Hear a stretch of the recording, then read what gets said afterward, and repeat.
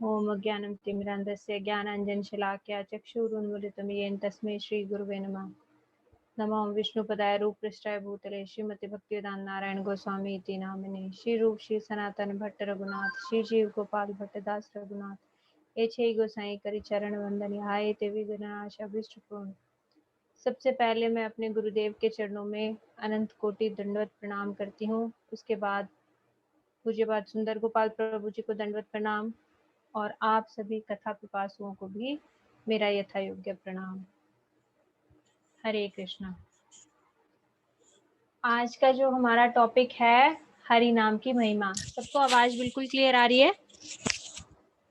ठीक है, तो आज का टॉपिक पे हम अगर हरे कृष्णा जी, आज के टॉपिक पे अगर हम लगातार 7 दिन भी बोले ना तो भी ये टॉपिक पूरा कवर नहीं होगा, इतना वास्ट है और इतना इम्पोर्टेंट है। तो हम स्टार्ट करते हैं हरि नाम की महिमा से। आप सबने सुना होगा, ये लोग तो सभी बोलते हैं, कलयुग केवल नाम आधारा, सुमर सुमर नर उतरहि पारा। ये हमारे सभी लोग बोल देते हैं, है ना। तो इसका मतलब यही है कि कलयुग में केवल और केवल हरि नाम करने से ही हम भवसागर से पार हो सकते हैं। और एक आपने श्लोक सुना होगा, हरेर नाम हरेर नाम एव केवलम, कलयो नास्तेव नास्तेव गतिर अन्यथा। इसमें भगवान ने 3 बार एक ही बात को बोला है, हरेर नाम हरेर नाम एव केवलम, मतलब हरि नाम हरि नाम ही केवल, कलयो नास्तेव नास्तेव नास्तेव गतिरन्यथा। कलयुग में हरि नाम के अलावा और कोई गति नहीं है और कोई गति नहीं है और कोई गति नहीं है।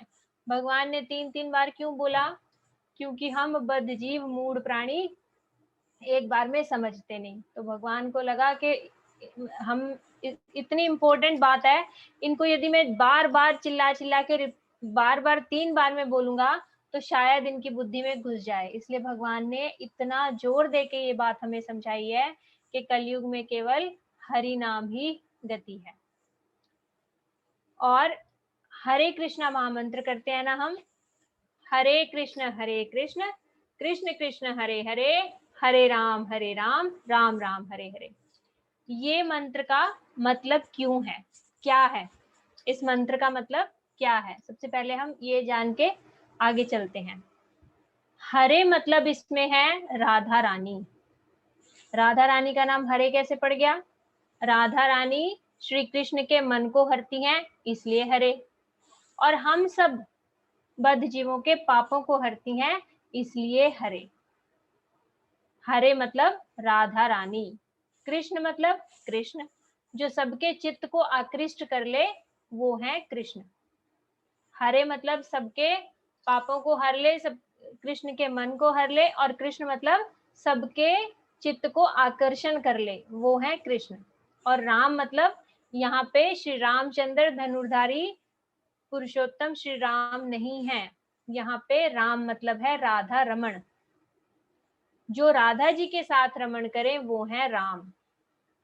तो ये जो हरे कृष्ण कृष्ण कृष्ण हरे हरे, हरे राम राम राम हरे हरे, हम ये जो मंत्र कर रहे हैं ये राधा कृष्ण का युगल मंत्र है। क्यों? आपने सुना होगा, राधे राधे जपो चले आएंगे बिहारी, है ना। यदि हम राधा जी को बुलाते हैं तो कृष्ण जी को बहुत अच्छा लगता है और कृष्ण जी स्वयं चले आते हैं, और कृष्ण जी को बुलाते हैं तो राधा रानी आ जाती हैं। तो हम लोग चतुर हैं इसलिए हम लोग ना दोनों को पुकार रहे हैं। जब हम दोनों को पुकारेंगे तो हमारे युगल जोड़ी, युगल सरकार हमारी दोनों के दोनों हमारे ऊपर कृपा करने आ जाएंगे। तो हरे कृष्णा महामंत्र क्या मंत्र है? युगल महामंत्र है, राधा और कृष्ण का महामंत्र है ये। इसमें रामचंद्र जी राम नहीं है, इसमें राधा रमण राम है। तो हमें जब इस मंत्र को करते हुए क्या सोचते हुए पुकारना है कि हम जो है राधा और कृष्ण जी को पुकार रहे हैं। इसमें ऐसा भेद मत कर देना कि हरे राम में तो हम रामचंद्र जी को पुकार रहे हैं और कृष्ण में हम कृष्ण को पुकार रहे हैं, तो फिर कौन आएंगे।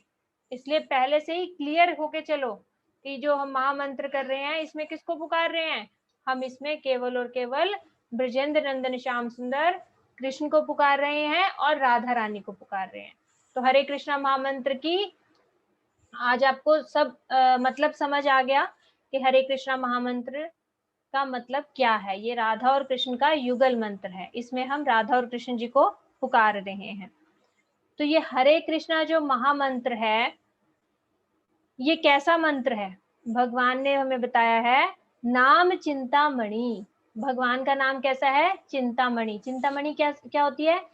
जिस बात की हम चिंता करें वो उसी समय उपस्थित हो जाए। तो जब भी आप ये हरे कृष्णा महामंत्र कर रहे हो ना, इसको साधारण मत समझना कि ऐसे ही बस बोले जा रहे हैं हम हरे कृष्ण कृष्ण कृष्ण हरे हरे, हरे राम राम राम हरे हरे। ये चिंतामणि है। इस मंत्र को करते हुए हमारे मन में जो चिंता होगी वो पूरी हो जाएगी। तो इसलिए सावधान, इस मंत्र को करते हुए कोई संसार की चिंता मत ले आना। संसार की चिंता आ गई तो हम क्या है, भगवान हमें ठग लेंगे। बिल्कुल वैसा ही हाल हमारा होगा जैसे एक बहुत धनी सेठ के सामने हम जाके खड़े हुए और उसने बोला मांगो, तुम्हें जो मांगना है मैं सब कुछ दे सकता हूँ। और हमने क्या बेवकूफी कर ली कि मैं अभी पैदल चलता हूँ तो साइकिल अगर मिल जाएगी तो ज्यादा आसानी हो जाएगी, मैं साइकिल से जाऊंगा तो टाइम भी बचेगा और आसानी हो जाएगी। हमने उससे साइकिल मांग ली। उसने अपना मतलब सिर पीट लिया कि देखो मैं इसको गाड़ी भी दे सकता था, ये जो चाहे वो मांग सकता था, कितनी भी गाड़ियां इसको दे सकता था और इसने साइकिल मांगी। तो हम यदि ये हरे कृष्णा महामंत्र करते हुए संसार की बातें सोचेंगे, संसार का चिंतन करेंगे और संसार का ही हमने कुछ मांग लिया तो समझो हम ठगे रह गए। क्यों? क्योंकि ये हरे कृष्णा महामंत्र क्या है? चिंतामणि है। दूसरा क्या है? कृष्ण चैतन्य रस विग्रह पूर्ण शुद्धो नित्य मुक्तो अभिन्नत्वा नाम नामिनो। चिंतामणि है और दूसरा ये स्वयं कृष्ण का रूप है, रस विग्रह है। ये भगवान स्वयं है, नाम और नामी में भेद नहीं है।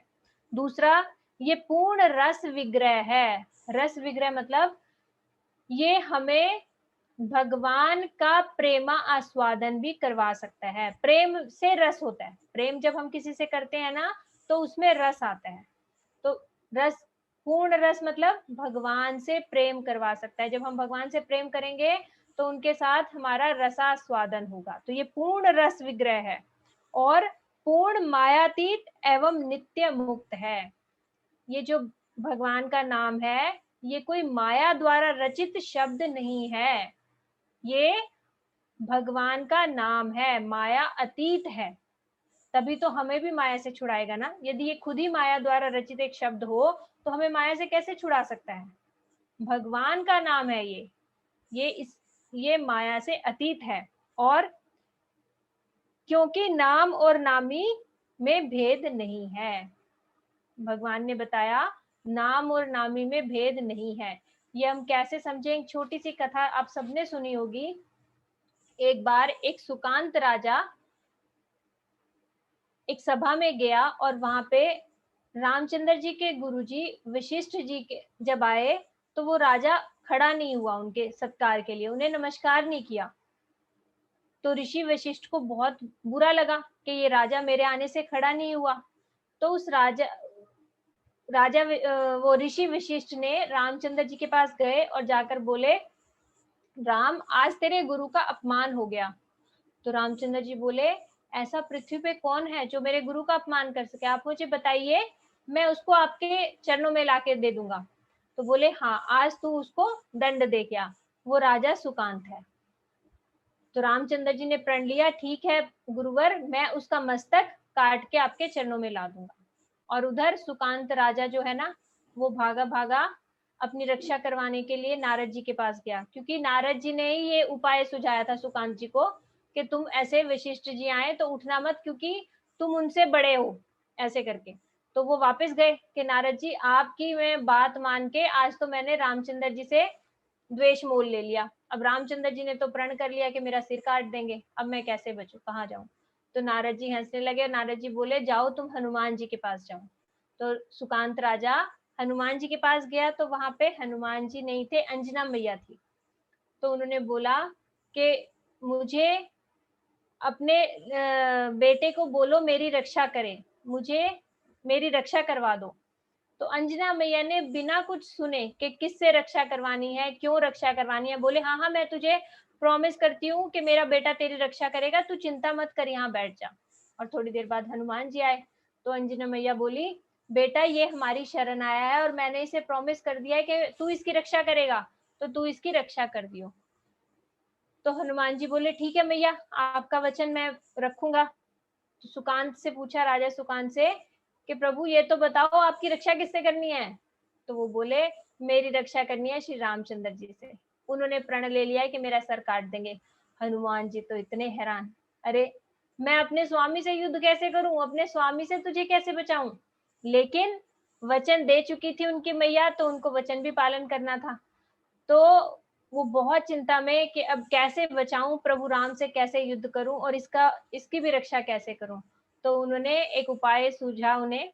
उन्होंने क्या किया, उस सुकांत राजा के चारों तरफ हरि नाम का एक महल बना दिया, मतलब ऐसे राम राम राम राम लिख के उसके चारों तरफ ईंटें लगा दी, नाम रूपी महल बना दिया। और अगले दिन जब रामचंद्र जी आए युद्ध करने के लिए, तो रामचंद्र जी तीर चला रहे हैं और वो भगवान के नाम से टकरा के वापस जा रहा है। रामचंद्र जी तीर चला रहे हैं और भगवान का तीर वापस जा रहा है, और वहां पे बैठ के हनुमान जी क्या कर रहे थे, भगवान का नाम कर रहे थे। भगवान के नाम का कवच इतना पक्का होता है, इतना बड़ा होता है कि उसे भगवान भी भेद नहीं सकते। भगवान से भी बड़ा भगवान का नाम है। यहाँ पे ये हमें शिक्षा देने के लिए नारद जी ने ये जो है परिस्थिति प्रकट की। तो हमें इससे ये समझ जाना चाहिए कि जो काम नामी भी नहीं कर सकता, वो काम नाम कर सकते हैं। तो नाम ने उस राजा की रक्षा कर दी स्वयं भगवान श्री राम से। तो यहाँ पे हमें ये समझ आया कि नाम और नामी में कोई भेद नहीं है। जो जो आप हरे कृष्णा महामंत्र कर रहे हो, उसे कुछ साधारण मत समझना, उसे समझना साक्षात आप भगवान का संग कर रहे हो, भगवान को पुकार रहे हो। फिर जो है हमें आगे बताया, कृत यद्ध्याय तो विष्णु त्रेतायाम यजितो मखये द्वापरे परिचर्यायाम कल्यो तद हरि कीर्तनाथ। शास्त्रों में बताते हैं कि सतयुग में भगवान कैसे मिलते थे, ध्यान से। क्यों, क्योंकि उस समय इतनी लंबी आयु होती थी, वातावरण भी अनुकूल होता था, ध्यान लगा सकते थे, उस समय तपस्या कर सकते थे। लाखों करोड़ों साल आयु होती थी और उसमें से लाखों साल तपस्या कर सकते थे। तो सतयुग में भगवान कैसे मिलते हैं, ध्यान से। और त्रेता युग में यज्ञ से। भगवान श्री रामचंद्र जी ने भी अश्वमेध यज्ञ करके दिखाया। तो त्रेता युग में क्या था, हर युग का एक अलग धर्म होता है। जैसा युग आता है उसके हिसाब से भगवान वहां पे जो रहने वाले प्राणी हैं उनका कैसे उद्धार होगा, ये एक औषधि के रूप में देते हैं, उसे कहते हैं युग का धर्म।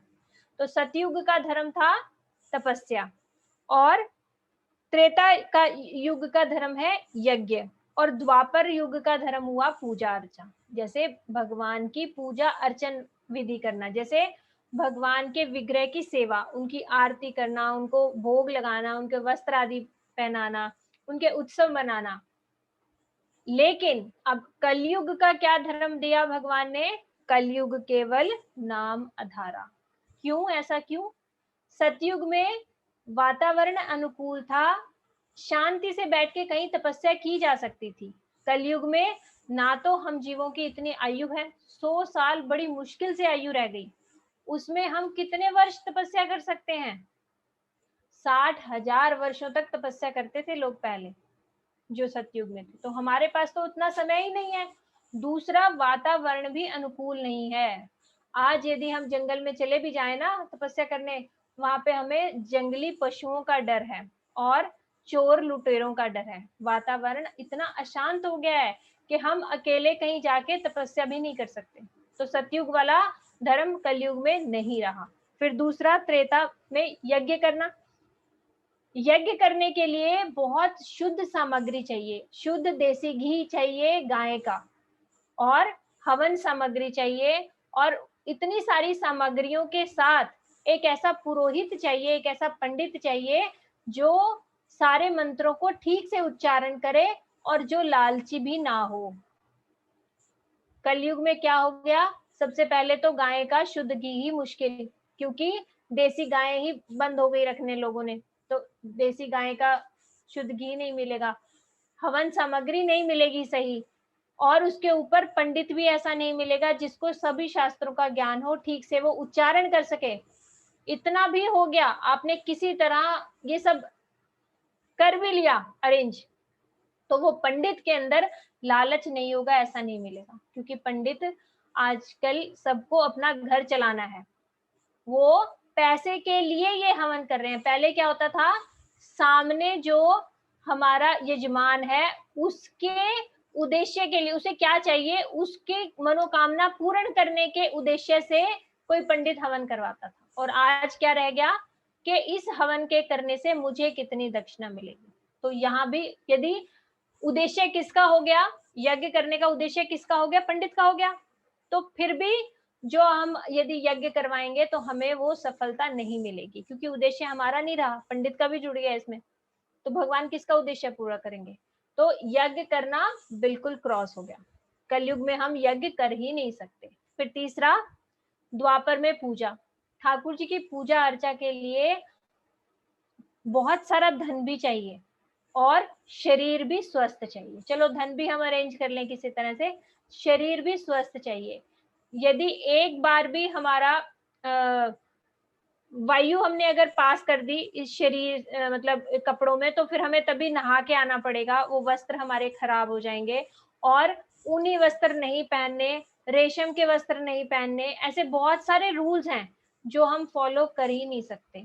कलयुग में तो शरीर इतना खराब है कि हम ऐसे हर टाइम शुद्ध रह के अर्चा पूजा कर ही नहीं सकते। और यदि फिर हम कहीं ऐसी जगह बैठ गए जहाँ जो शुद्ध नहीं है, तो भी हम अपवित्र हो गए, फिर ठाकुर जी के सेवा में हम नहीं जा सकते। जैसे कि हमारा बेड होता है, बेड पे बैठ के सब लोग खाना खाते हैं आजकल, और बेड हो गया अपवित्र, और हम उसी बेड पे बैठ गए तो हम भी अपवित्र हो गए, उन कपड़ों से अब दोबारा हम ठाकुर जी की सेवा में नहीं जा सकते। इतने रूल्स हैं, ये सब रूल्स भगवान को पता है कि कलयुगी जीव पालन नहीं करेगा, ये तो पवित्र अवस्था में रह ही नहीं सकता, हर क्षण ये अपवित्र ही रहेगा। और दूसरा, सत्य बोलना चाहिए, हम तो बात बात में झूठ बोल देते हैं, झूठ बोल दिया आप अपवित्र हो गए, फिर भी आप ठाकुर जी की सेवा नहीं कर सकोगे। तो द्वापर का जो युग का धर्म है अर्चा विग्रह, वो भी क्रॉस हो गया, वो भी हम नहीं कर सकते।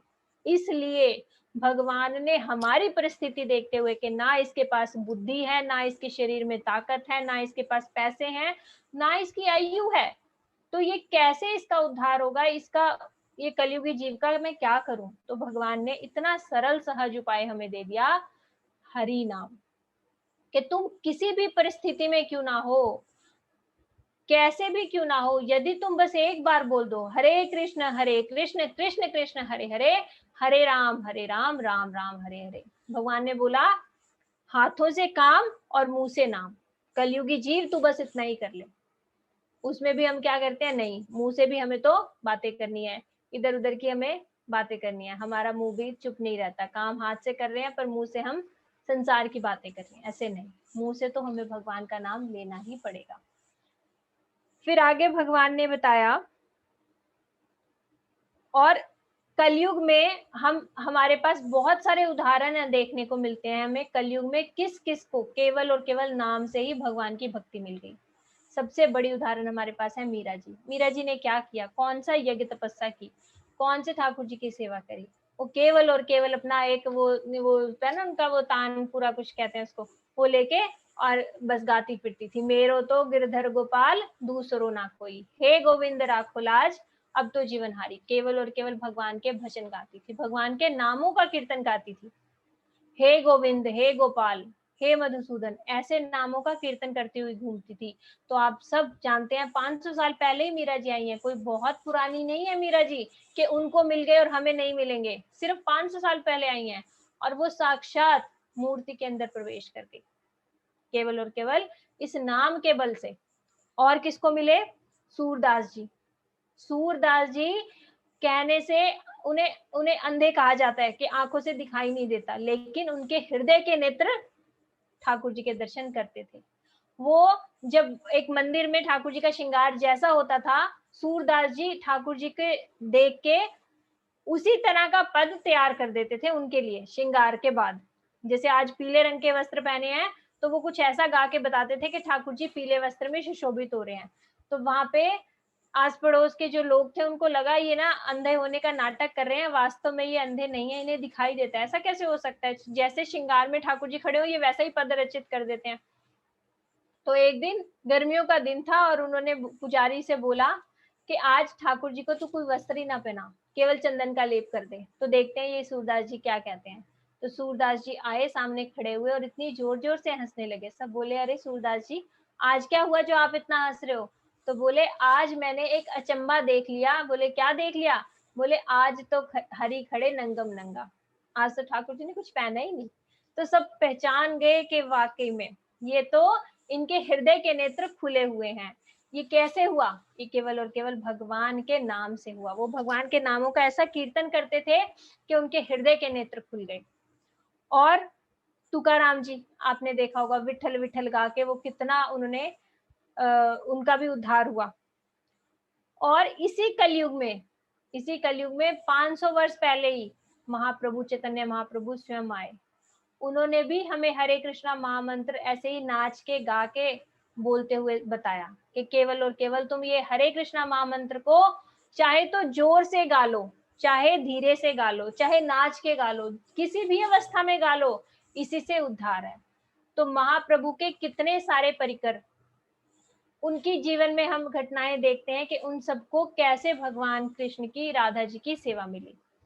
अभी कुछ समय पहले हमने सुना था रूप गोस्वामी जी के बारे में। रूप गोस्वामी जी के लिए राधा रानी स्वयं खीर बना के लाई। रूप गोस्वामी जी क्या करते थे?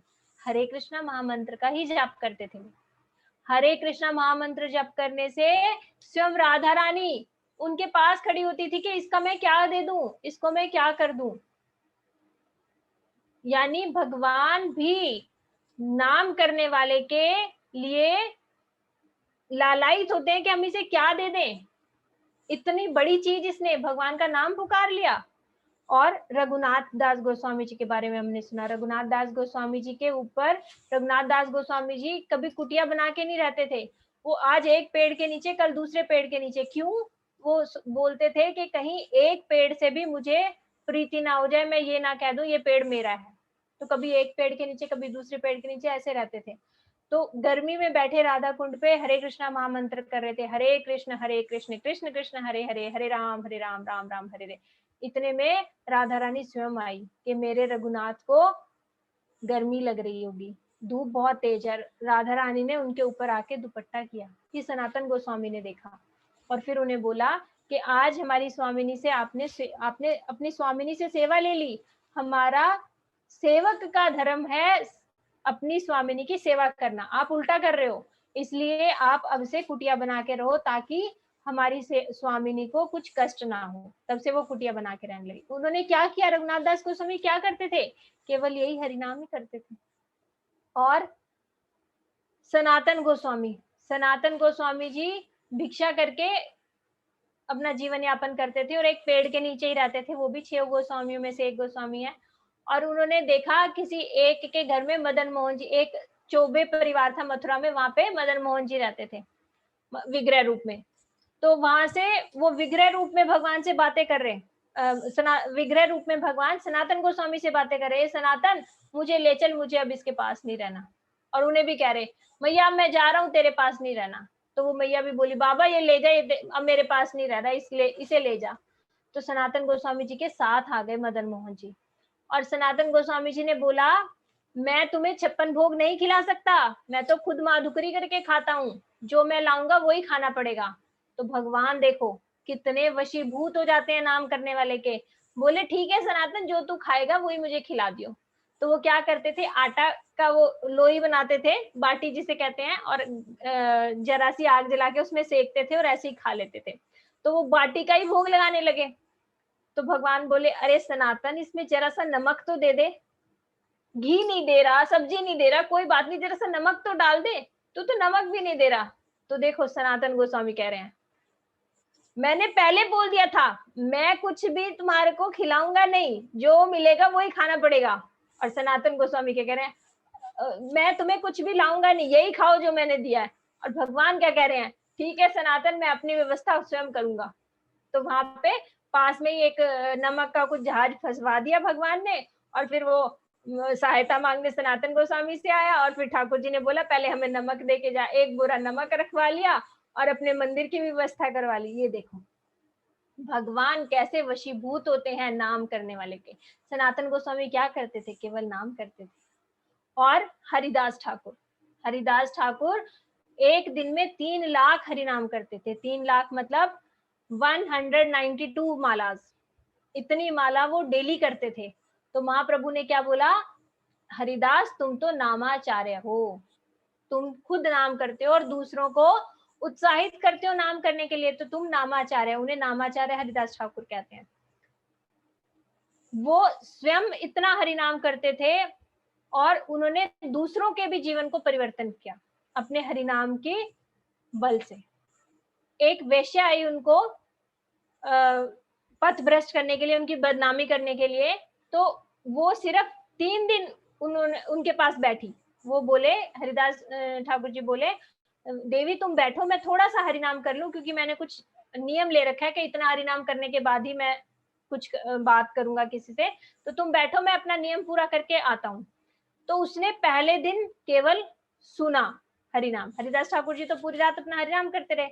फिर दूसरे दिन आई, दूसरे दिन स्वयं भी बोलने लगी, और तीसरे दिन जब आई तो हरिदास ठाकुर जी के चरणों में पड़ गई, बोली मुझे क्षमा करो, मैं कितना अपराध करने के लिए आई थी, मैं आपकी बदनामी के लिए आई थी कि मैं बाहर जाके बताऊंगी कि वो नामाचार है, तो स्त्रियों का संग करता है, और अब मुझे पता चला आपने मेरा हृदय कैसे परिवर्तन कर दिया। तो नामाचार्य हरिदास ठाकुर जी जो है वो बोले कि देवी अब तुम यहाँ बैठो और यहाँ पे बैठ के हरि नाम करो। तो हरि नाम की कितनी महिमा है कि कैसे 3 दिन के अंदर किसी का हृदय परिवर्तन हो सकता है। वो कैसे हुआ, ऐसे साधु वैष्णव के मुख से उन्होंने हरि नाम सुना।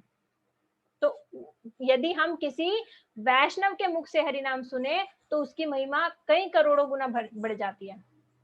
तो उनका हृदय ऐसे परिवर्तन हुआ। और एक वो हरिनाम जब ऐसे करते थे तो वो शहर से दूर, मतलब शहर और गांव से दूर रहते थे, एकांत में। नामाचार्य जो हरिदास ठाकुर जी हैं वो एक ऐसी गुफा में रहते थे जहाँ पे ना बहुत विषैला सर्प रहता था। और जब लोगों को पता चला यहाँ पे हरिदास जी रहते हैं तो कुछ लोग ना उनसे हरि कथा सुनने के लिए आने लगे। तो वो लोग उस गुफा के बाहर बैठते थे और सर्प अंदर होता था और हरिदास ठाकुर जी भी अंदर होते थे। जब कथा करने हरिदास ठाकुर जी बाहर आते थे तो लोगों के अंदर ना जलन हो रखी होती थी। तो वो कहते थे हरिदास जी यहाँ पे ना, यहाँ पे कुछ ऐसा है जो हमें यहाँ पे जलन करता है। तो पता चला उस गुफा में एक बहुत विषैला सर्प था। तो वो बोले कि हरिदास जी आप ये गुफा छोड़ क्यों नहीं देते, यहाँ पे इतना विषैला सांप है। तो वो बोले मुझे तो कोई महसूस हो नहीं रहा। हरिदास ठाकुर जी क्यों महसूस नहीं हो रहा था, क्योंकि उनके ऊपर हरिनाम रूपी कवच था। वो हरिनाम करते थे तो उनके ऊपर कुछ भी बाह्य कोई भी आपत्ति विपत्ति आ ही नहीं सकती थी। तब उन्होंने लोगों के कहने से, लोगों ने बहुत उन्हें समझाया कि हम कथा सुनने कैसे आएंगे, हमें तो मुश्किल होती है, आप ये स्थान छोड़ दो। जब वो स्थान छोड़ के निश्चय किया कि ठीक है कल से मैं ये गुफा छोड़ दूंगा, तो सर्प जो इतना विषैला सर्प था वो स्वयं सबके देखते देखते खुद ने गुफा छोड़ दी। देखो इतने भयंकर विषधर सर्प का भी स्वभाव बदल सकता है ये हरे कृष्णा महामंत्र, हरि नाम भगवान का। और ये जो इतनी हम आपको ये बता रहे हैं इसकी इम्पोर्टेंस हरिनाम की, ये केवल और केवल श्रीमद् भागवत में लिखी है ऐसा नहीं, प्रत्येक शास्त्र में भगवान के नाम की महिमा लिखी है। कहाँ कहाँ लिखी है, वेदे रामायणे च पुराणे भारते तथा अदावंते च मध्य च हरि सर्वत्र गीयते। वेदों में लिखा है, रामायण में लिखा है, पुराण में लिखा है, महाभारत में लिखा है, सबके आदि मध्य और अंत में और सर्वत्र, मतलब पुराणों के शुरू में भी लिखा है, बीच में भी लिखा है, आदि में भी, अंत में भी, सब जगह केवल और केवल श्री हरि के नाम का ही गुणगान है। रामायण में हमें कहाँ पता चलता है नाम की महिमा? हनुमान जी के चरित्र से। हनुमान जी केवल और केवल राम नाम गाते थे।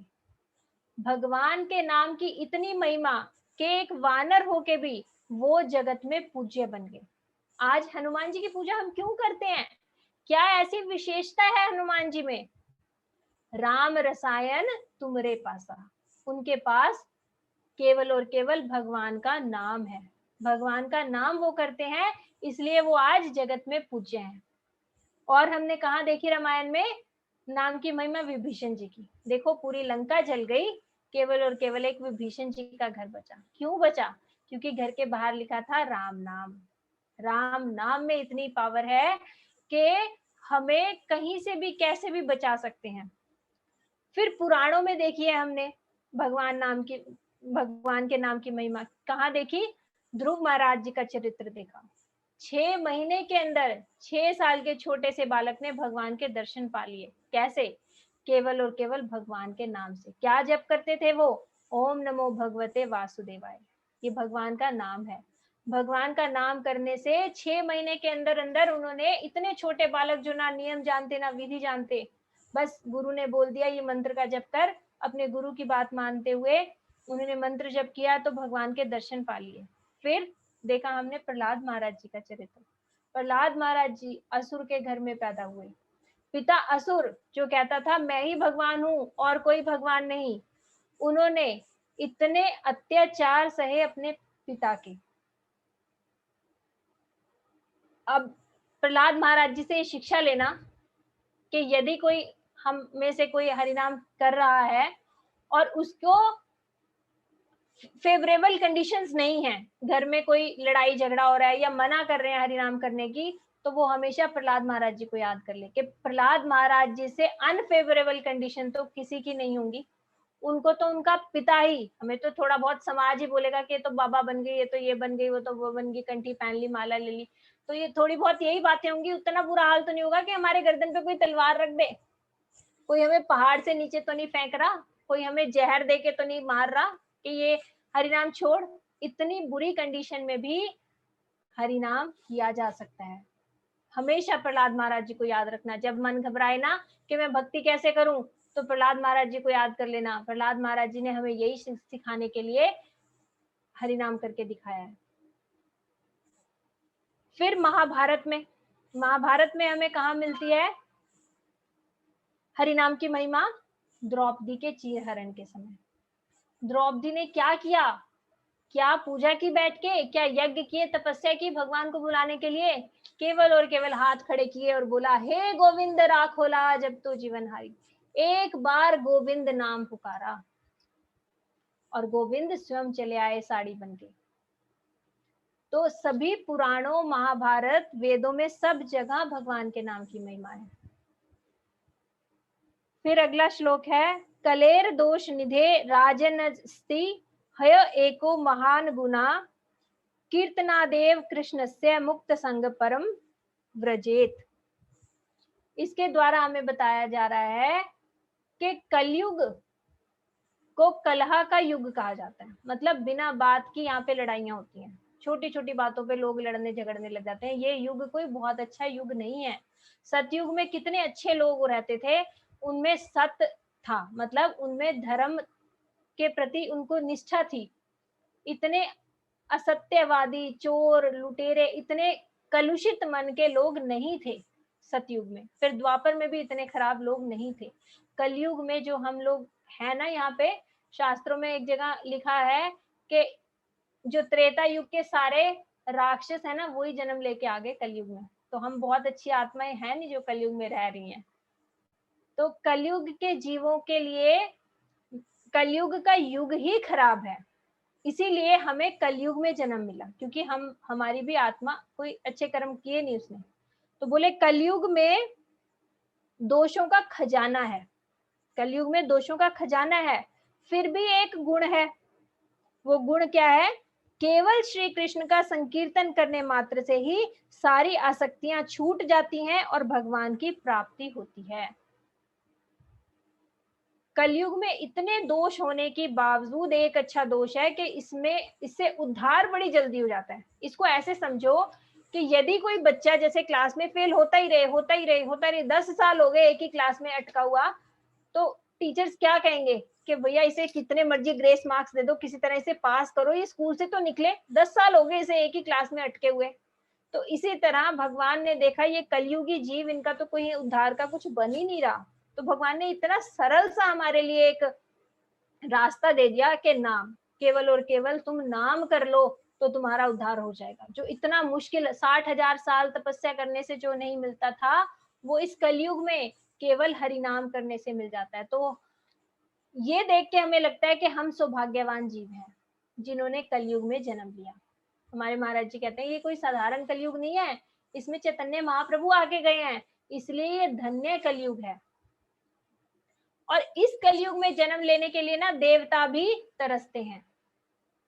तो अब अपने आप को थोड़ा सा सौभाग्य मत लाते हुए कि वाह हम कितने सौभाग्यवान जीव हैं, हमने ऐसे कलयुग में जन्म लिया, तो उसका लाभ भी उठाना है। सिर्फ मद में ही नहीं रह जाना कि हाँ हम सौभाग्यवान जीव है हमारा हो जाएगा उद्धार, नहीं, उसको करके दिखाना है कि हमें इतना आसान सा उपाय एक बता दिया है, तो हम इस उपाय से निकल सकते हैं, इस रास्ते से। तो कलयुग से हमें, इसी धन्य कलयुग से हमें केवल और केवल हरि नाम ही निकाल सकता है। और यहाँ पे एक बहुत बड़ी बात बोली कि श्री कृष्ण का संकीर्तन, श्री कृष्ण के नाम का संकीर्तन मात्र से सारी आसक्तियां छूट जाएंगी और उद्धार हो जाएगा। यहाँ पे किसी अन्य देवी देवता का नाम के लिए नहीं बोला, भगवान के नाम का जप करने के लिए ही बोला है। हमें ऐसे ही कोई इधर उधर का मंत्र कुछ भी नहीं बोलना, केवल और केवल भगवान का नाम बोलना है, हरि नाम करना है। क्यों? क्योंकि देवी देवता हमें भगवान से नहीं मिला सकते। भगवान ने गीता में क्या लिखा है? मैं जिसको चाहता हूं वो मुझे जाने, केवल वही मुझे जान सकता है।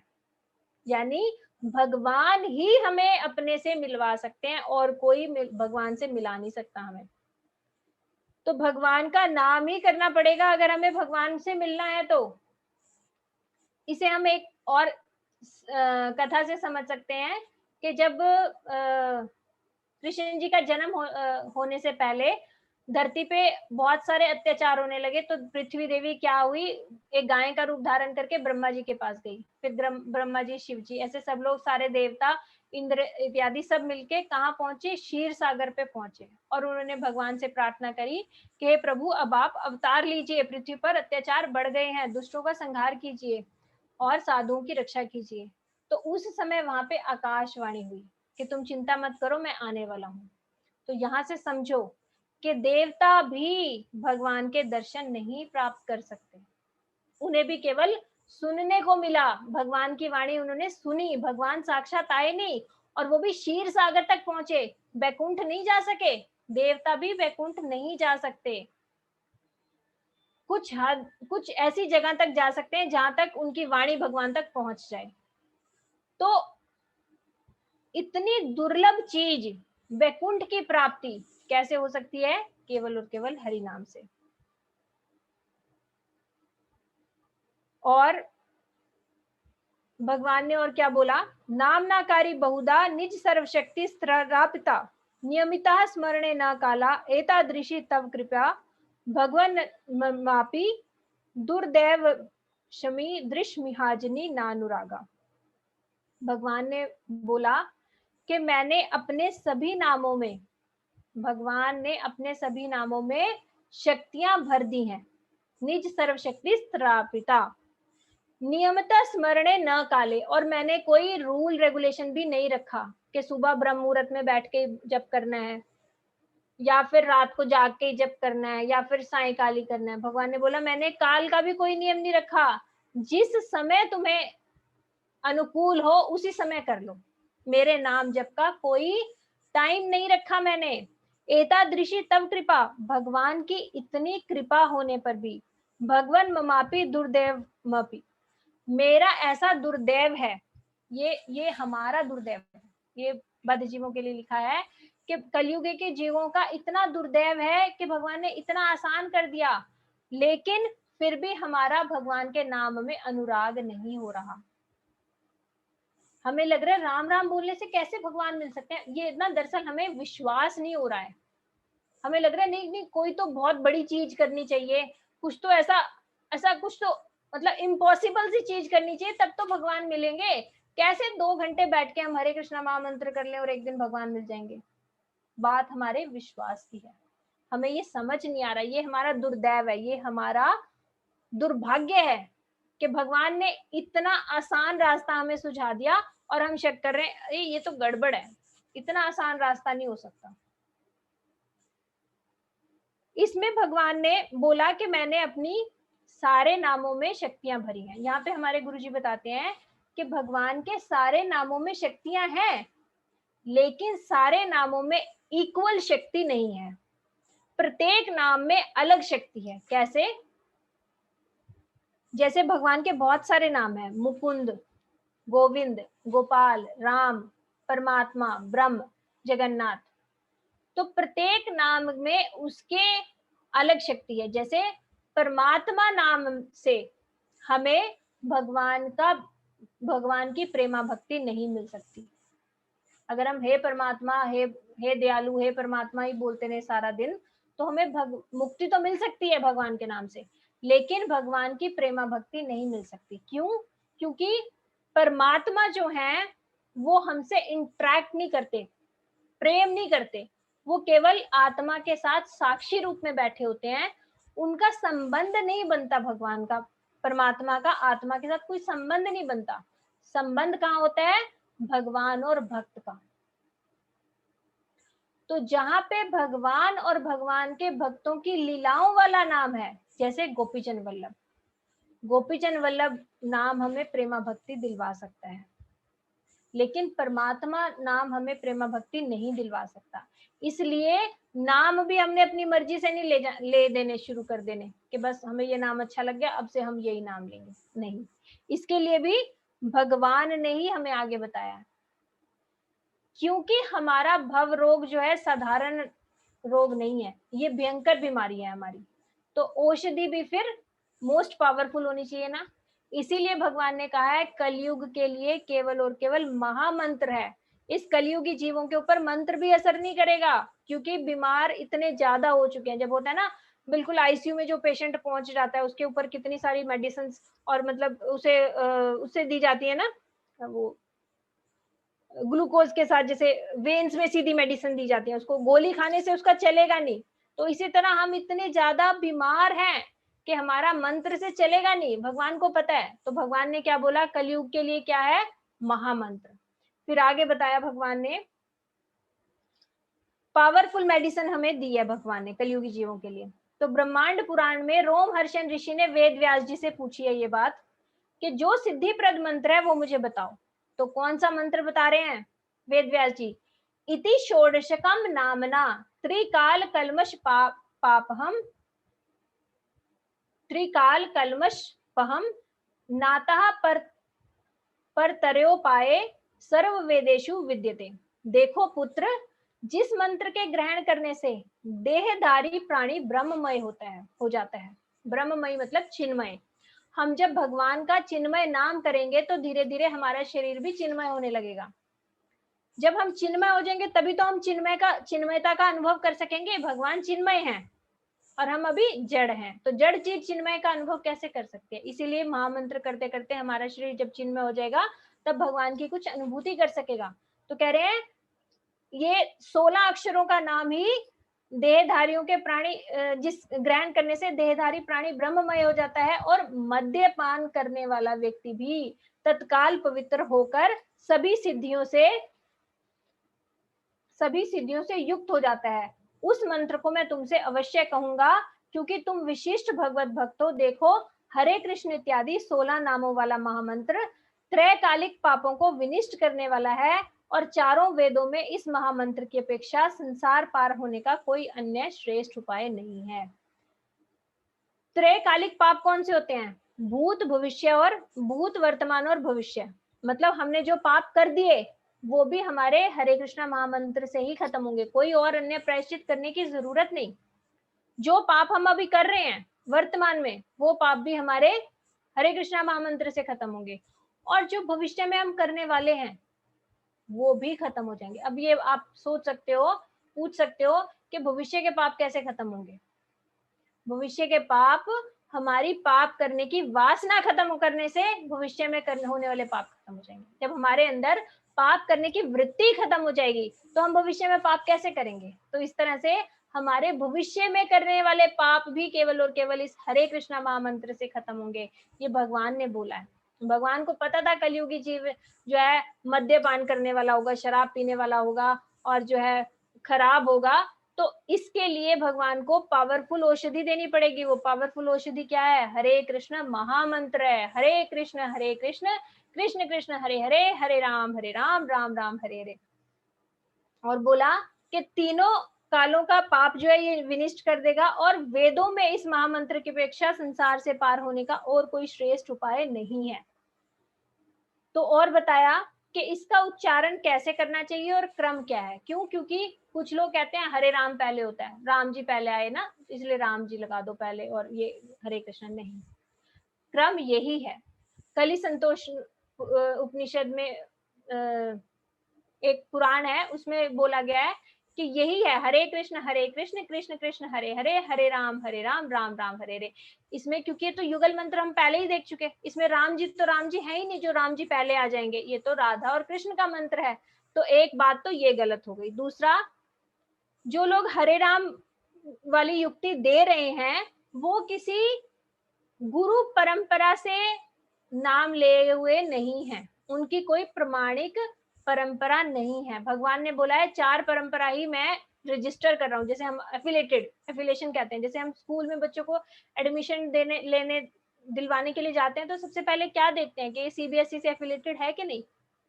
तो इसी तरह जब हम भक्ति राज्य में कुछ सीखना जा रहे हैं तो सबसे पहले हमें ये देखना चाहिए कि भगवान द्वारा प्रमाणित है कि नहीं, ये गुरु परंपरा है कि नहीं इसमें।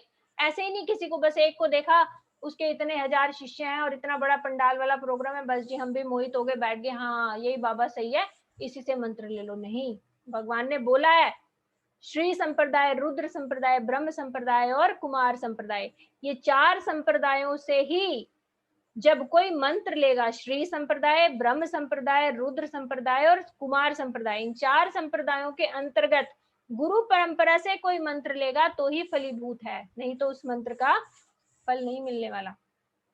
हमारा संप्रदाय जो है वो ब्रह्म मध्य गौड़ीय संप्रदाय है, ब्रह्म संप्रदाय के अंतर्गत हम आते हैं। तो हमारे गुरु वर्गों ने हमें यही क्रम सिखाया है, इसलिए गुरु जनों की बात मान के हमें यही इसी तरह से बोलना है। हरे राम पहले नहीं लगा देना अपने मन से कि वो कोई और बोल रहा है हरे राम पहले, तो हरे राम नहीं, हरे कृष्ण से ही बोलना है। ये ही उच्चारण का सही क्रम है। हरे कृष्ण कृष्ण कृष्ण हरे हरे, हरे राम राम राम हरे हरे। अब इतनी महिमा हमने सुन ली, और हमें क्या क्या मिलेगा ये हरे कृष्णा महामंत्र करने से। तो बोला है, पद्म पुराण में बोला है, द्वात्रिंशद अक्षर मंत्रम नाम षोडश कान्वनितम प्रजपन वैष्णवो नित्यम राधा कृष्ण स्थल लभेत। 16 नाम, इसमें 16 नाम है। हरे कृष्ण कृष्ण कृष्ण हरे हरे, हरे राम राम राम हरे हरे। इसमें 16 अक्षर हैं और 16 नाम है और 32 अक्षर हैं, क्योंकि हरे दो अक्षर हो गए ना, तो 32 अक्षर हैं और 16 नाम हैं। तो ये किसके लिए बोला जा रहा है? हरे कृष्णा महामंत्र ही है ना 16 नाम और 32 अक्षर वाला। तो 16 नाम 32 अक्षर वाला हरे कृष्णा महामंत्र जपने से श्री राधा कृष्ण के गोलोक धाम की प्राप्ति होगी। सबसे जो हाईएस्ट चीज हमें मिल सकती है वो है गोलोक धाम की प्राप्ति। जैसे अगर कोई आपको कह दे कि 2000 का नोट दे दिया मैंने, तो आप कहोगे क्या? नहीं भैया 100 रुपए भी तो दे, साथ 100 रुपए भी तो दे मुझे। वो कहेगा कितने 100 रुपए इसके अंदर आ गए हैं 2000 के अंदर, तू 100 रुपए क्यों अलग से मांग रही है। इसी तरह जो हमें हाईएस्ट चीज बता दी कि हरे कृष्णा महामंत्र करने से गोलोक धाम की प्राप्ति हमें हो जाएगी। तो हमारे शरीर के छोटे मोटे रोग, थोड़ा शरीर की जो संसार की जो परेशानियां, कलमश ये जो है ये तो अपने आप ही खत्म हो जानी है, क्योंकि भगवान ने क्या कहा है, मंगल भवन अमंगल हारी। भगवान का नाम जहाँ है वहां अमंगल हो ही नहीं सकता। फिर इसका एक प्रोसेस है, कैसे ये देगा हमें हरिनाम महामंत्र, कैसे हमें गोलोक की प्राप्ति करवाएगा, वो हमें महाप्रभु ने बताया। चेतो दर्पण मार्जनम भव महादावाग्नि निर्वापणम श्रेया कैरव चंद्रिका वितरणम विद्या वधु जीवनम आनंदम बुद्धिवर्धनम प्रतिपदम पूर्णमृत स्वादनम सर्वातम स्नपनम परम विजयते श्री कृष्ण संकीर्तनम। सबसे पहले हरिनाम हमारा क्या करेगा, चित्त रूपी दर्पण को मार्जन करेगा। हमारा जो चित्त है, जहां पे हमारी शक्ल हमें दिखनी चाहिए, हम हैं कौन, आत्मा। हम रोज सामने एक शीशे में अपने आप को देखते हैं, पर किसको देखते हैं, इस शरीर को देखते हैं। हम ये शरीर नहीं है, हम तो आत्मा है। आत्मा भी तो हमें दिखनी चाहिए। आत्मा का दर्पण क्या है, चित्त है। चित्त रूपी दर्पण पे आत्मा दिखनी चाहिए, अभी तो नहीं दिखाई दे रही। तो सबसे पहले हरिनाम क्या करेगा, उस चित्त रूपी दर्पण को मार्जित करेगा, जिससे हमें पता चलेगा हम हैं कौन, हम ये शरीर नहीं है, हम आत्मा है। सबसे पहले हरिनाम हमारा ये काम करेगा। फिर संसार दावाग्नि शांतम, जो संसार रूपी दावाग्नि, दावाग्नि होती है जंगल की आग, जैसे संसार में आग जली हुई है, ये कैसे हो गया, हम अशांत हैं, ये यहाँ पे ये हो रहा है, ये लड़ाई झगड़ा पैसा ये वो सब चल रहा है, ये पूरी दावाग्नि को भी शांत कर देगा केवल और केवल ये हरिनाम। दूसरा, दावाग्नि को शांत करना। तीसरा है जीवों के कल्याण की कुमुदनी को चंद्रिका की किरण की तरह, किरण बनकर खिलाना। जैसे कमल की कुमुदनी होती है ना, वो तब खिलती है जब चंद्रमा की किरण उसके ऊपर पड़ती है। तो इसी तरह हमारा जो कल्याण रूपी कुमुदनी है, वो जब उसके ऊपर हरिनाम रूपी किरण पड़ेगी, चंद्रमा की किरण पड़ेगी, तो हमारा कल्याण हमें समझ आएगा। हमें समझ आएगा कि हमारा कल्याण किसमें है। हरे कृष्णा, थोड़ी सी डिस्टरबेंस आ रही है, किसी का माइक खुल गया है क्या? हरे कृष्ण। तो हमें समझ आएगा कि हमारा कल्याण किसमें है। ये केवल और केवल कैसे समझ आएगा, हरिनाम करने से। फिर चौथा क्या होगा, विद्या रूपी वधु के जीवन। विद्या क्या है, भगवान को जानना विद्या है, और भगवान को भूलना अविद्या है। तो हमें महामंत्र करते हुए ही भगवान कौन है ये पता चलने लगेगा। फिर पांचवा, आनंद रूपी सागर में निरंतर वृद्धि होगी। जब हम हरिनाम करने लगेंगे, हमारे अंदर रुचि आ जाएगी ना, तो हम इतने आनंदित होंगे, हर समय हम आनंद में रहेंगे। फिर हमें संसार का दुख क्लेश छू भी नहीं सकता, ये केवल और केवल हरि नाम से होगा। फिर आगे है पूर्ण अमृत का आस्वादन कराना, ये केवल श्री कृष्ण का संकीर्तन ही कर सकता है। और जब हम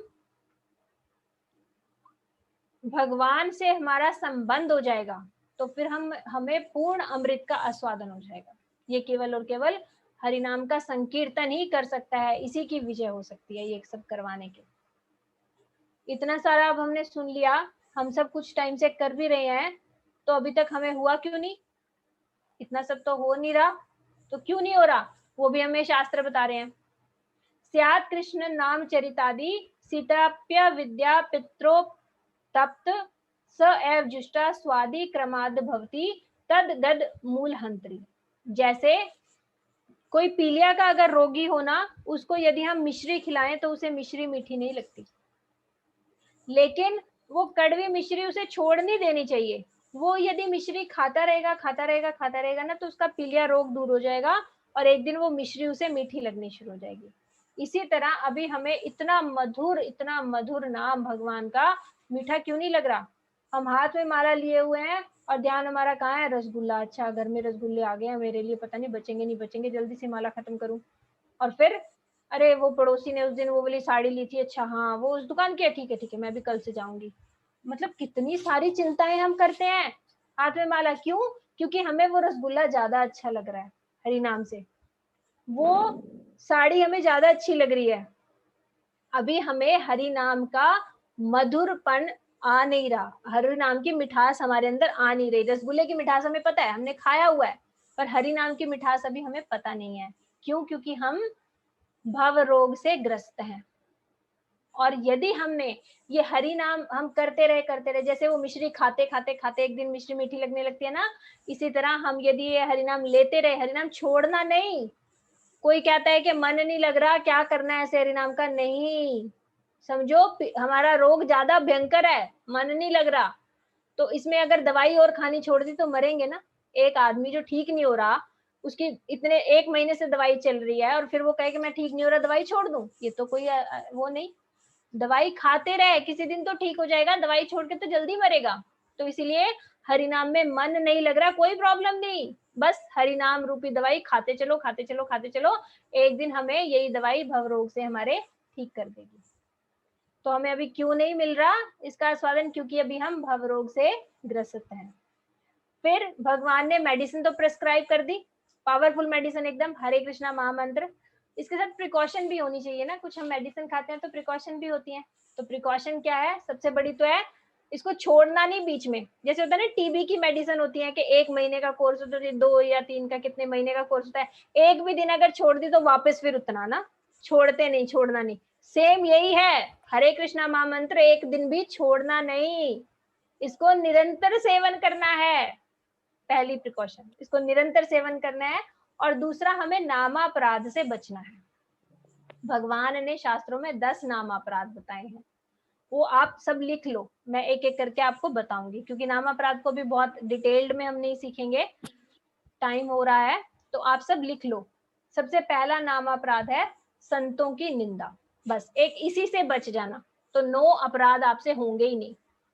संतों की निंदा करने से अगर बच जाओगे ना तो 9 नाम अपराध अपने आप बच जाएंगे। सबसे मुख्य जो है ना वो यही है कि हम क्या करते हैं, नाम भी कर रहे हैं, साथ में हम निंदा भी कर रहे हैं। हमारे गुरुजी कहते थे जिसकी हम निंदा करते हैं ना उसके अवगुण हमारे अंदर आ जाते हैं। अब सोचो कितना डर वाली बात है, ऑलरेडी हम अपने अवगुणों का एक गट्ठर भार ढो के चल रहे हैं, हमारे अवगुण नहीं खत्म हो रहे, हम दूसरे के भी बिना बात से बात करके उसके अवगुण भी अपने ऊपर लाद लें, कितनी भयंकर परिस्थिति है। इसलिए निंदा कभी भी किसी की मत करना, और खासकर जो कोई हरिनाम कर रहा हो, वैष्णव हो, उसकी तो भूल कर भी मत करना। क्यों? क्योंकि भगवान ने क्या बोला है, मेरे भक्त मुझे सबसे प्रिय हैं, वो मेरे निज जन हैं। तो आपने यदि भगवान के भक्तों के ही निंदा कर दी, भगवान के भक्तों के ही प्रति द्वेष कर लिया, तो भगवान क्या आपको हरिनाम का फल दे देंगे? हरिनाम का फल है भगवान के लोक में, बैकुंठ लोक में पहुंचना, और आप कर रहे हो हरिनाम के साथ साथ निंदा, तो भगवान आपको बैकुंठ में ले जाके करेंगे क्या? आपने बैकुंठ में जाके भी निंदा करनी है, भगवान कहेंगे यही कर ले, फिर से लेके वहां क्यों जाऊं? तो हरिनाम का फल मिलेगा नहीं अगर हमने निंदा कर दी तो सबसे पहला है संतों की निंदा, दूसरा है नाम और नामी में भेद। हम जब हरे कृष्णा महामंत्र करें तो दृढ़ता के साथ करें कि भगवान और भगवान के नाम में कोई भेद नहीं है। ये बात पक्की समझ के करना है, ऐसा मत सोचना कि राम राम ये तो एक शब्द है, कृष्ण कृष्ण और भगवान एक अलग है और ये शब्द एक अलग है। नहीं, भगवान का नाम किसी और ने नहीं रखा, जैसे हमारा नाम हमारे माता पिता ने रखा है, वो कोई और भी रख सकते थे, कुछ और नाम भी हो सकता था, नहीं, भगवान का नाम किसी ने नहीं रखा, भगवान का नाम भगवान स्वयं है। तो नाम और नामी में भेद समझना, ये नामापराध है। तीसरा है गुरु की अवज्ञा करना। गुरु जी से आपने दीक्षा ले ली, हरिनाम ले लिया, और गुरु जी ने बोला 16 माला तो करनी है, आपने 2-3 महीने तो बड़े जोश में करी, हाँ नाम लिया नाम लिया, मैंने गुरु जी की बात मानी, और फिर लगा अरे 3 महीने हो गए कुछ हो तो रहा नहीं, कोई बात नहीं, अब थोड़ी थोड़ी करके धीरे धीरे धीरे करके 16 से आप आ गए 2 माला पे, ये हो गई गुरु अवज्ञा। गुरु अवज्ञा से कुछ होने नहीं वाला, कुछ नहीं मिलेगा। इतना बढ़िया जो फल हमने पहले ढूंढ पता कर लिया है, हरिनाम का फल क्या है, वैकुंठ की प्राप्ति, कभी मिलेगा नहीं गुरु की अवज्ञा करोगे। चौथा है शास्त्रों की निंदा करना। हम लोग किसी को भी बोल देते हैं अच्छा ये शास्त्र में ये लिखा है, नहीं नहीं ये तो गलत लिखा है, ऐसा नहीं हो सकता। हम अपनी बुद्धि ज्यादा तेज बना के ना शास्त्रों की निंदा करने लग जाते हैं, ये शास्त्र में गलत लिखा है, ऐसा कभी मत बोलना, शास्त्रों की निंदा नहीं करना।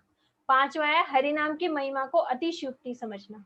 अब इतनी सारी बातें हमने यहाँ पे सुन ली हैं और हमारे दिमाग में ये आएगा ऐसा कैसे हो सकता है, केवल हरे कृष्णा की माला करने से कोई वैकुंठ प्राप्ति कैसे हो सकती है? ये ना, ये लोग हमसे माला करवाना चाहते हैं इसलिए हमें बोल रहे हैं, ये बात मत ले आना अपने मन में। हम अपने मन से नहीं बोल रहे ये आपसे माला करवाने के लिए, ये तो शास्त्रों के उदाहरण है, शास्त्रों के श्लोकाज हैं, शास्त्र में भगवान ने बोला है। कि हरि नाम में इतनी शक्ति है। तो हरि नाम की महिमा को जो कोई अतिशयोक्ति मान लेता है, मतलब इतनी महिमा है नहीं, ये लोग बोल रहे हैं, ऐसा मत सोचना कभी, है इतनी महिमा ही है। बल्कि हमारे गुरुजी तो कहते थे शास्त्रों ने कुछ महिमा कम कर दी। भगवान के नाम की इतनी महिमा है कि लिख ही नहीं सकते उसको, वर्ड्स ही नहीं है उसके लिए, वर्ड्स में लाने के लिए उसको कुछ महिमा कम करके लिखना पड़ा। मतलब देखो आप कितनी महिमा है। फिर है हरि नाम को काल्पनिक समझना, हरि नाम को काल्पनिक समझना। फिर 7th है धर्म, व्रत, त्याग, होम आदि कर्मों को भगवान के समान समझना। यदि हमें कोई कह दे पंडित जी कि 40 दिन तू ये व्रत कर ले तो तेरे को जो है ना ये दर्शन हो जाएंगे भगवान के, 1 सेकंड में हमारा विश्वास आ जाता है। 40 दिन निराहार रहना है, इतना पक्का व्रत बताया उस पंडित ने, इससे भी नहीं मिलेंगे क्या भगवान? मिलेंगे मिलेंगे। 40 दिन निराहार रहने के लिए हम तैयार हो जाते हैं कि कुछ नहीं खाना, मिल जाएंगे, इस पे विश्वास है। लेकिन भगवान का नाम पे विश्वास ना होना, मतलब जो हरे कृष्णा दीदी 7th एक बारी दोबारा बता दो। हाँ, धर्म, व्रत, त्याग, व्रत, त्याग, होम आदि कर्मों को भगवान के नाम के समान समझना। हम क्या समझ लेते हैं, अरे आज माला नहीं करी, कोई बात नहीं कोई बात नहीं, आज तो घर में हवन था ना, हमने हवन तो करा 4 घंटे बैठ के, माला करे ना करे कोई बात नहीं। नहीं, वो हवन से कहीं गुना ऊंचा है हरि नाम। भगवान का नाम इन यज्ञ, तपस्या, व्रत के बराबर नहीं है।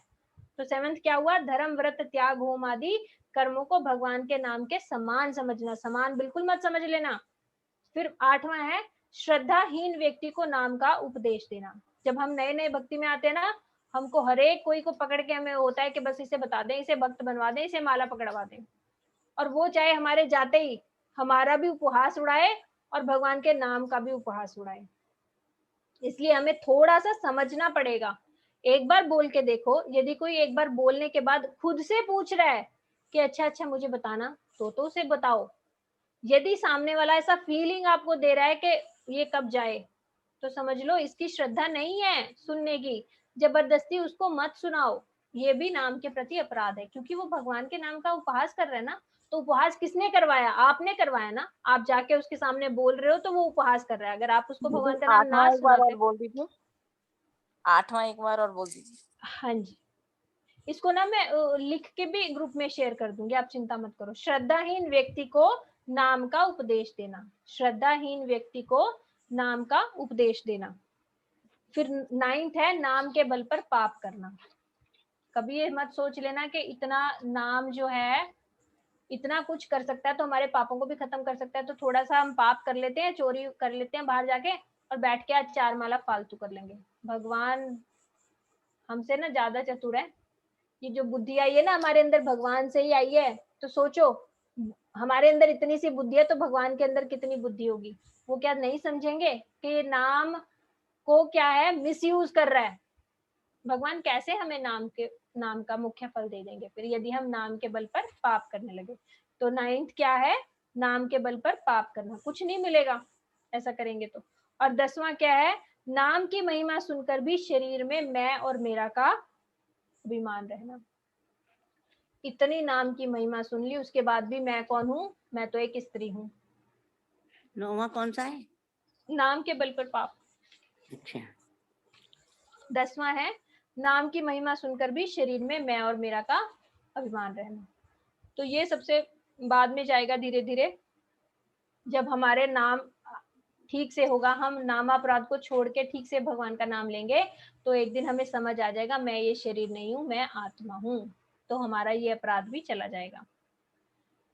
भगवान ने लिखा है आगे, जो वैष्णव की निंदा करता है वो जन्म मरण के चक्कर में पड़कर सदैव दुखी रहता है और उसका विद्या, कुल, तपस्या सब कुछ विफल हो जाते हैं। तुम वैष्णव की निंदा कर दो और उसके बाद 100 यज्ञ कर लो, उसका फल कुछ नहीं मिलने वाला।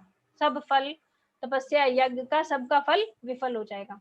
श्री कृष्ण ऐसे दुराचारी एवं पापी व्यक्ति की पूजा भी कभी ग्रहण नहीं करते। निंदा करो और जाके बैठ जाओ घंटी बजाने और आरती करने, तो भगवान कहेंगे मेरे को तो तेरी शक्ल ही नहीं देखनी। भगवान शक्ल भी नहीं देखेंगे कि इतनी निंदा करके आए, वो हमारी सुनेंगे भी नहीं, मतलब पूजा स्वीकार नहीं करते भगवान। और भगवान कहते हैं वैष्णव निंदा करने वाले को कुष्ठ रोग कोई विशेष दंड नहीं है। अगर कोड भी हो जाए ना वैष्णव निंदा करने वाले को, तो वो भी उसके लिए विशेष दंड नहीं है। उसके अतिरिक्त यम की यातनाएं भोगनी पड़ेंगी और 84 लाख जन्म मृत्यु के योनियों के जन्म मृत्यु के चक्कर में फंसना पड़ेगा। मतलब उसका उद्धार कहीं नहीं है।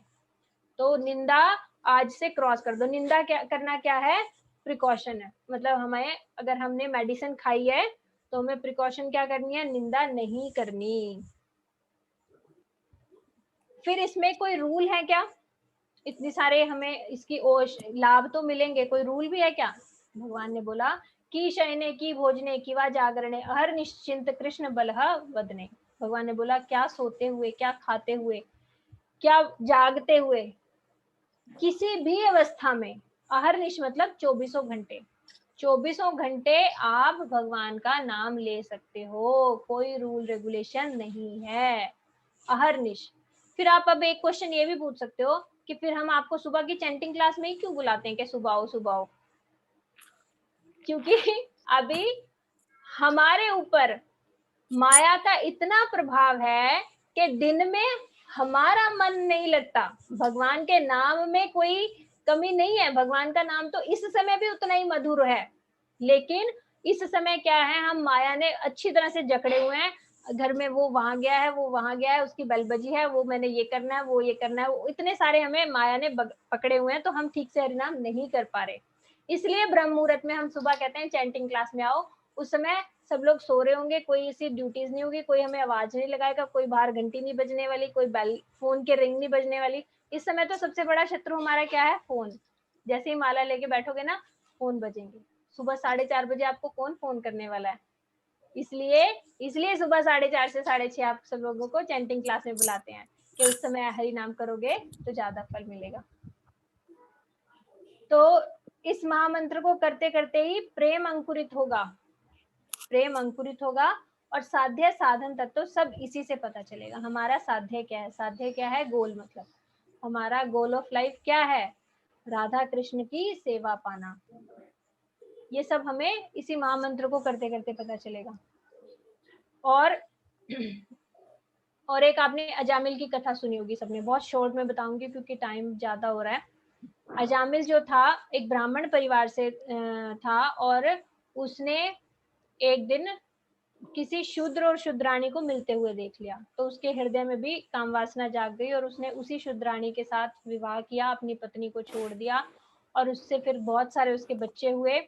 और उन बच्चों का पालन पोषण के लिए उसने फिर बहुत सारे गलत काम किए, क्योंकि वो अपना धर्म छोड़ चुका था सब, तो वो चोरी वोरी भी करता था, बहुत गलत काम करता था। लेकिन उसका जो छोटा बच्चा हुआ तो उसने उसका नाम नारायण रख दिया। तो हमारे गुरुजी बताते हैं नारायण उसने क्यों रख दिया, कैसे रख दिया नारायण, इतना पापी होते हुए भी? उसने पिछले इसी जब जब से वो अपने पंडित का धर्म छोड़ा, पहले तो पंडित था ना, पहले तो भक्ति करता था ना, तो ये गलत काम करने से पहले कि उसके संस्कार हैं, देखो भक्ति कभी भी नष्ट नहीं होती, वो तब के संस्कार उसके अंदर रहे, तो उसने अपने एक बेटे का नाम नारायण रख लिया उन्हीं संस्कारों के वश, क्योंकि उसने पहले भक्ति की थी कुछ समय, तो नारायण रख लिया। और छोटा बच्चा था तो उससे इतना आसक्त हुआ कि वो सारा दिन बस यही कहता रहता था, नारायण इधर आ, नारायण ये खा ले, नारायण ये दे दे, बस नारायण नारायण बुलाता रहता था। तो एक समय उसका अंतिम समय आया, जैसे ही यमदूत, क्योंकि एक भी अच्छा काम नहीं करा था, इतने खराब कार्य किए थे, तो यमदूत नहीं आना था लेने। यमदूत आए लेने, इतने भयंकर भयंकर राक्षस, कहते हैं डर जाते हैं, बहुत भयंकर होते हैं वो, इतने भयंकर वो लेने आए, तो उनको देखते के साथ ही वो डर गया अजामिल, और डर के मारे ना अपने बेटे को पुकारने लगा, नारायण नारायण नारायण। तो जैसे ही उसने नारायण पुकारा, भगवान विष्णु के दूत आ गए, और वो आके यमदूतों को बोलते तुम यहाँ से जाओ, इन्होंने हमें पुकारा है, नारायण को पुकारा है, मतलब तो नारायण ने हमें भेजा इन्हें ले जाने, तो ये भगवान के धाम जाएंगे। यमदूत बोले अरे ऐसा कैसे, इसे तो इतना पापी व्यक्ति है, इसने और तुम्हें पुकारा भी नहीं, इसने तो अपने पुत्र को पुकारा है, इसने भगवान को नहीं पुकारा। तो तो नारायण के जो दूत हैं वो क्या बोले, बोले इसके पुत्र का नाम नारायण रखे कितने साल हुए? 4 या 5 साल का बच्चा है, 4-5 साल पहले ही तो इसने नारायण रखा है, पर 4-5 साल पहले से पहले सबसे पहले किसका नाम नारायण है? वो तो भगवान विष्णु का नाम है ना। तो भगवान विष्णु को ही उसने पुकारा है, इस पुत्र को नहीं पुकारा। तो असली नाम किसका है? भगवान विष्णु का। तो नारायण पुकारते ही भगवान विष्णु ने हमें भेजा है। तो इस तरह से जब उसने भगवान यमदूतों की आप अपना माइक म्यूट कर लीजिए, किसी का माइक खुला है, मुझे डिस्टरबेंस आ रही है। तो भगवान के दूतों की और यम के दूतों की जब वार्तालाप सुनी तो अजामिल की आंखें खुल गई कि अरे, मैंने अनजाने में भगवान का नाम सुना, पुकारा, तो मुझे यम के दूतों से बचा लिया गया। यदि मैं भक्ति पूर्वक भगवान का नाम पुकारूंगा तो मुझे क्या नहीं मिलेगा। तो भगवान ने फिर उसे जीवन दान दिया, क्योंकि इतने अच्छे कर्म तो थे नहीं कि वो वैकुंठ चला जाता। तो भगवान ने उसे जीवन दान दिया। उसने फिर सब कुछ छोड़ छाड़ के हरिद्वार जाके तपस्या, भगवान की भक्ति करी और फिर वो भगवान के धाम को गया। तो इससे हमें हमेशा शिक्षा लेनी चाहिए कि भगवान का नाम कितना पावरफुल है। अनजाने में कहते हैं, अगर कोई चीखता है और तब भी हरे कृष्णा बोल देता है, कोई हंस के भी कह देता है अरे हरे कृष्णा वाले जा रहे हैं देखो, मजाक में कहते हैं ना। और कोई गुस्सा कर देते हैं, अरे ये हरे कृष्णा वालों ने खून ही पी लिया, सुबह सुबह 4 बजे बैठ के महामंत्र करने लग जाते हैं। कोई गुस्से से बोले, कोई उपहास से बोले, कोई अनजाने में बोले, कोई गिरता हुआ बोल दे, अरे हरे कृष्णा बचाओ, हरे कृष्णा बचाओ, ऐसे गिरने लगे तब बोल दे, कैसे भी बोल दो, भगवान के नाम का फल मिलेगा ही मिलेगा। जब इतनी तरह से भगवान का फल मिल सकता है, तो जब हम सुबह बैठ के सुबह ब्रह्म मुहूर्त में भगवान को पुकारेंगे तो फल क्यों नहीं मिलेगा। अब हम जो है ना एकदम ब्रीफ करते हैं भगवान के नाम के लाभ, हरि नाम के लाभ एक बार सुनते हैं। नंबर 1, सारे रोग सारे दुख समाप्त हो जाएंगे। भगवान का नाम लेते ही सारे रोग सारे दुख भाग जाएंगे। क्यों? क्योंकि भगवान का नाम है मंगल भवन अमंगलहारी। दूसरा है, हरिनाम करने वाला कुल समाज पृथ्वी को पवित्र करता है। कैसे पवित्र कर सकता है? एक व्यक्ति बैठ के केवल हरिनाम करे और पृथ्वी को पवित्र कैसे कर सकता है? इसे हमारे गुरुजी बड़े अच्छे से समझाते थे। जैसे एक उसमें तालाब में पत्थर फेंकोगे ना तो उसकी वेव्स बनेंगी, है ना। पत्थर फेंक के देखना, ऐसे से लहरें, वेव्स कहते हैं ना, लहरें उठती हैं। और वो लहरें जो है ना इतनी बड़ी, ऐसे बड़ी हो के ना उस तालाब के कोने तक को छू जाती हैं। तो जब इससे हमें पता चलता है कि साउंड की भी वेव्स होती हैं, हम जो बोल रहे हैं इस ध्वनि की भी तरंगे होती हैं।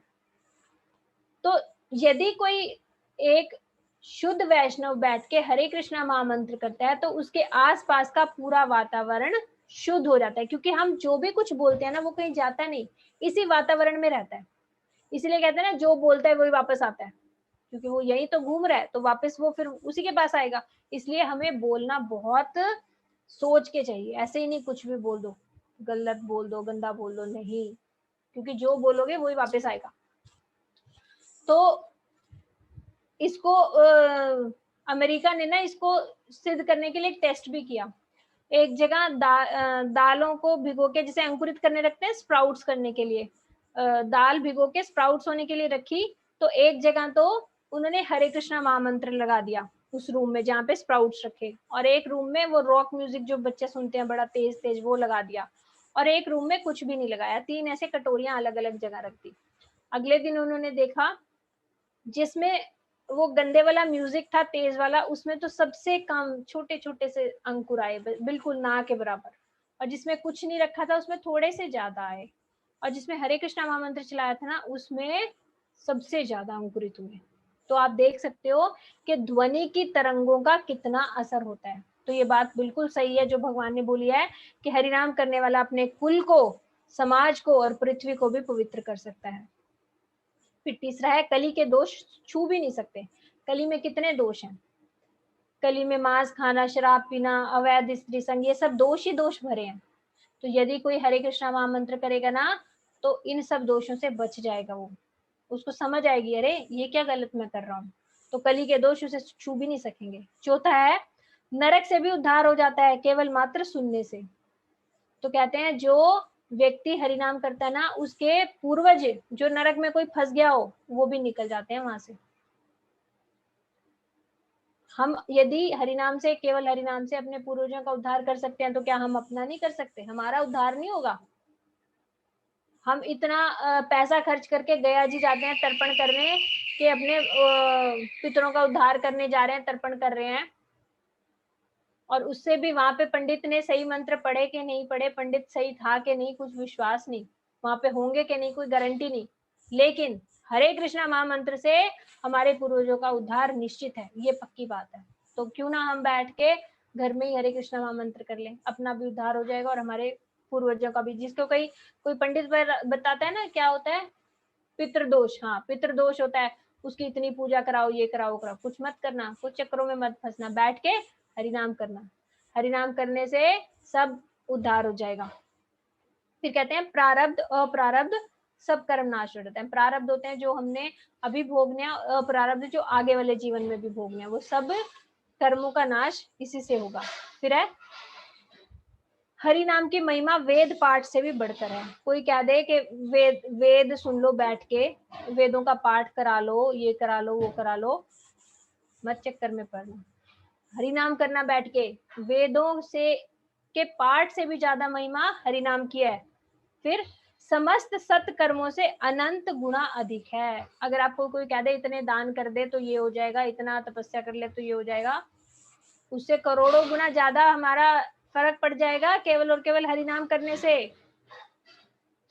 और ये भी शुद्ध नाम का फल नहीं है, शुद्ध नाम से तो वैकुंठ ही मिलेगा। एक होता है नामाभास, पहले होता है नामा अपराध। अभी हम क्या कर रहे हैं, नामा अपराध कर रहे हैं, साथ में हम गलतियां भी कर रहे हैं और नाम भी ले रहे हैं, तो नामा अपराध चल रहा है अभी, इसलिए रिजल्ट थोड़ा हमें समझ नहीं आ रहा। फिर होगा नामाभास।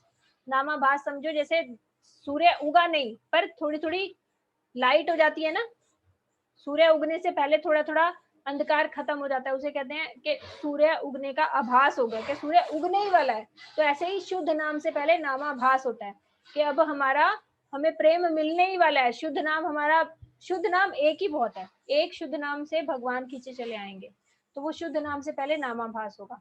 तो ये सब जो है ना, समस्त सत्कर्मों का फल ये तो नामाभास से ही मिल जाएगा। शुद्ध नाम तो बहुत बड़ी बात है और सभी अर्थों को देने वाला है। अर्थ क्या होते हैं, जो हमारे काम की चीज होते हैं। तो हमारे काम की चीज क्या है, भगवान से प्रीति, ये हमारी अर्थ है। भगवान से प्रीति हो जाए किसी तरह, भगवान के अंदर सेवा वासना, भगवान की से हमारी सेवा वासना आ जाए भगवान के प्रति, तो वो अर्थ सभी अर्थों को देने वाला है और सर्वशक्ति संपन्न है और आनंददायक है। भगवान के नाम में जब रुचि आ जाएगी ना, तब हमें समझ आएगा कितना आनंददायक नाम है ये। और जगत पूज्य बना देता है। किसका उदाहरण हमेशा याद रखना, हनुमान जी का। हनुमान जी को किसने जगत पूज्य बनाया, केवल और केवल भगवान के नाम ने। और नाम ही अगतियों की एकमात्र गति है, जिनकी कहीं कोई गति नहीं ना, इतने बुरे कर्म कर रखे हैं, कोई गति नहीं, कोई प्रायश्चित नहीं बचा उनके लिए, इतने बुरे बुरे कर्म कर रखे हैं, तो केवल और केवल हरि नाम है अगतियों की गति।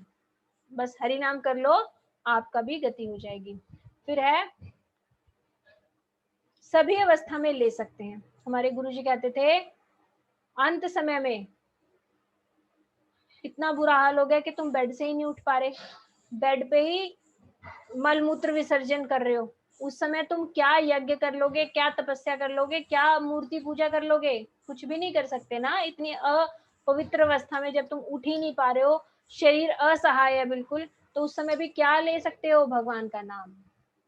भगवान का नाम किसी भी अवस्था में लिया जा सकता है, इसलिए शुरू से ही भगवान के नाम के प्रति दृढ़ श्रद्धा रखो, दृढ़ विश्वास के साथ भगवान का नाम लो, और मुक्ति तो अनायास ही मिल जाती है। जैसे बताया ना, 2000 के नोट में 100 के नोट ऑलरेडी हैं, तो ऐसे ही भगवान की सेवा, भगवान की वैकुंठ की प्राप्ति जब हमें हो जाएगी, भगवान के लोक की प्राप्ति, तो मुक्ति तो अपने आप ही मिल गई। मुक्ति मतलब क्या, जन्म मरण के चक्कर से छुटकारा होना।